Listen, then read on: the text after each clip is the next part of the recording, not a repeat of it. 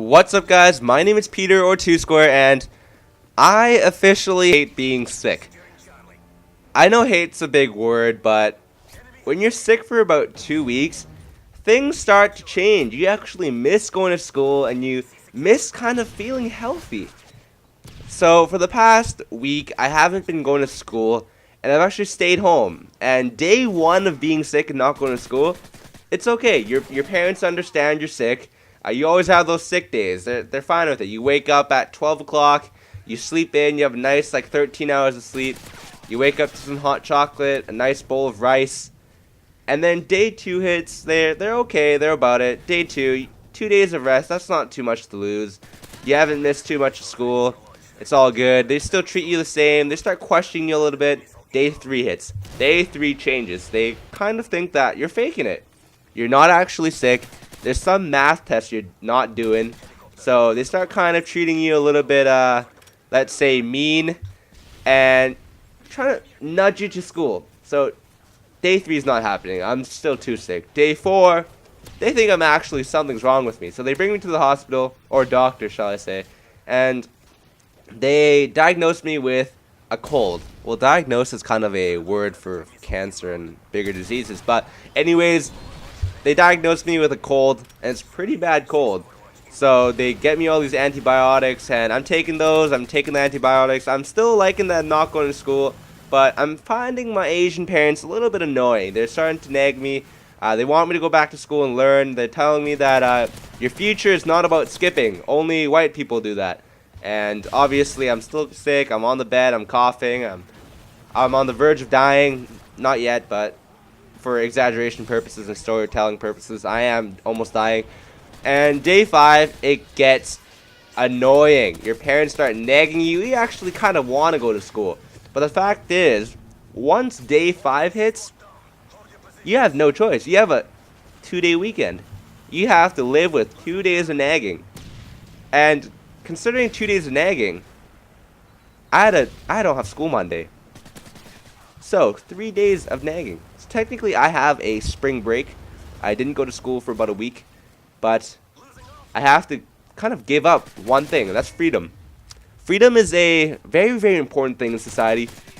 It's what created democratic society, and you don't have that when you're sick, especially with Asian parents. They kind of rule over you, and they tell you what you can and can't do.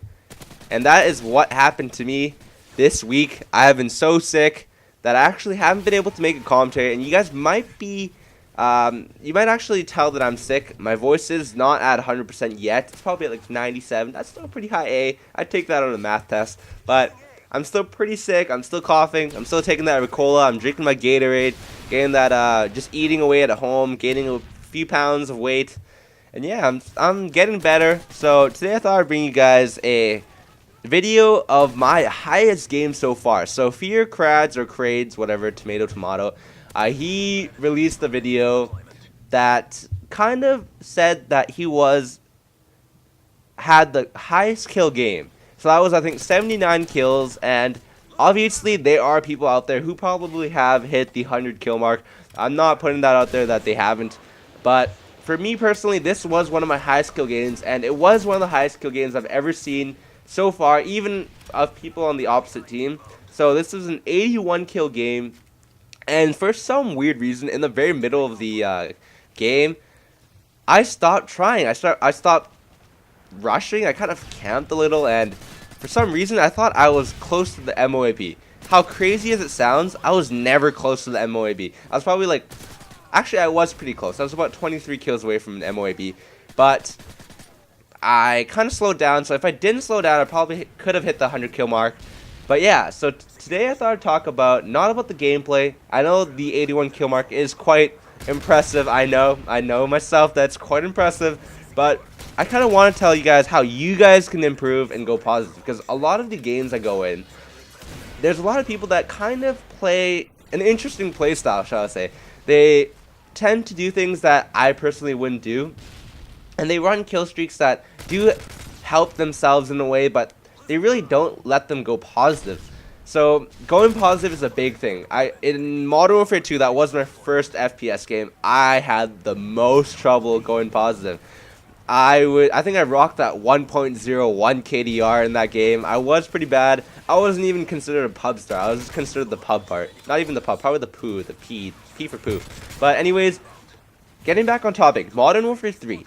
In my opinion, Modern Warfare 3 is one of those games where you kind of won't be seeing that high kill horror games. You'll probably be seeing a lot of conservative games. So kind of the kill streaks that I run when I want to get a high kill streak game is not things like AC-130, Osprey Gunner, because to tell you the truth, as good as those kill streaks are, and I love using them, the Osprey Gunner is amazing. It's quite interesting, actually. It's not as innovative as the Chopper Gunners in Modern Warfare 2 and Black Ops, but it's still pretty cool.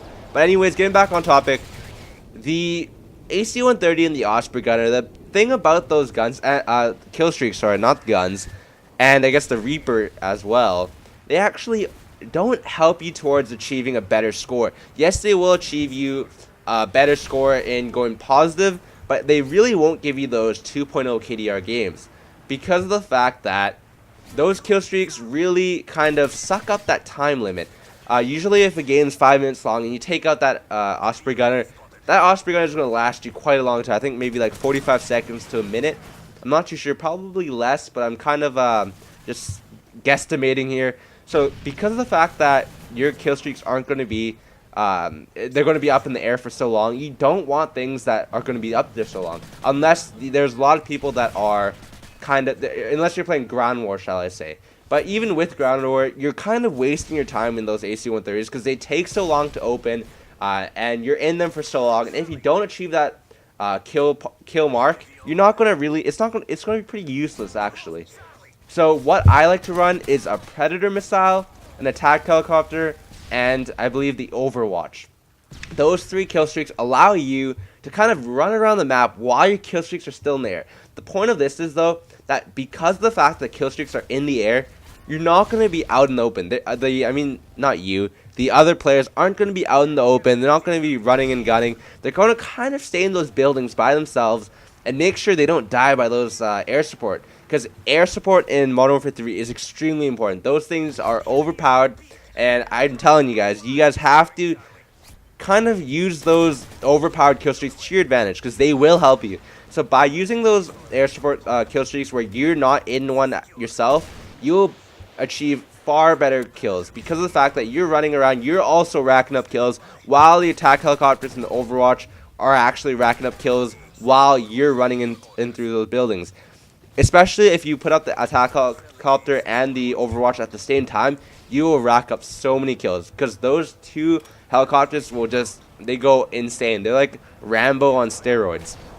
And also going positive in this game, another tip I could give you is kind of before you rush into the middle of the map, I suggest kind of walking around the outskirts. So all maps are kind of rectangular. If you walk around the map in a rectangular way, I guess kind of patrolling the perimeters and making sure there's nobody else, you might be racking up maybe 2 to 3 kills. And then by walking into the middle of the map, you definitely won't get killed, and you're not going to be able to get killed from your back or from around you unless they spawn there, of course. I'm sure that your teammates will get that for you. So a tip that I usually give a lot of my friends when I'm playing is that when you first spawn in, make sure you kind of do maybe a 10-second stroll around the perimeters of the map and then go into the middle where all the engagements are, because you can actually save yourself a few lives by not getting shot in the back.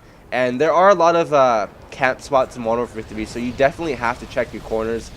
And also going positive, I suggest when you're running an assault class, try not to use a perk that kind of enables you to be heard, because there's a lot of people in Modern Warfare 3 and the Call of Duty community that actually have a headset. Yes, there are a lot of people that just have the normal Xbox headset, but using Dead Silence Pro also is to your advantage because of the fact that what I heard in Modern Warfare 3 is that your footsteps are extremely loud in this game. You're not going to get away with, shall I say, running around the map with Stalker Pro. Yes, the perk's good, but I actually can hear you from across the map with my headset. So using Dead Silence Pro might not be to your advantage if that's not your playstyle, but it will help you in those situations where you're in their spawn because there's a lot of people on their team that probably have a headset.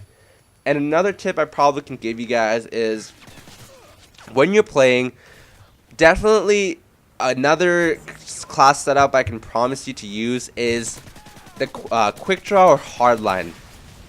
Quick draw for those people that like to rush more, but I do rush with hardline, and I did rush with hardline in this game.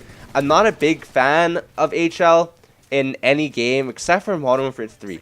Hardline Pro allows you to gain a kill streak by having 2 assists. So 2 assists will count towards your kill streak as 1 kill.